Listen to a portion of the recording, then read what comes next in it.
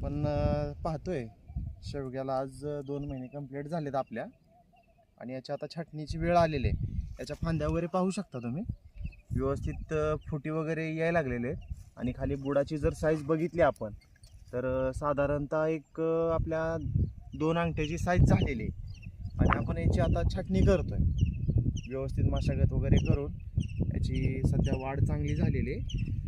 आणि आपल्या शेतकरी बांधवांना सांगेन की ज्यावेळेस खालील बुंदा झाडाचा मोठा होईल त्यावेळेसच करावी. आपण आता हे 3.5 फुटाचं माप घेतलेलं आहे, 3 ते 3.5 फुटाचं. त्याच्यावरती त्याच्या आधारे आपण शेंडा कट करून घेतोय. याचं 3.5 फूट इथं येतं आहे. आता हे आपण कट करून घेतोय. सेम असंच सर्व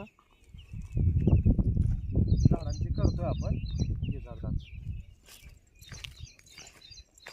या झाडाची पण आपण सेम अशीच करून घेतलेली आहे छाटणी. आता याच्यातून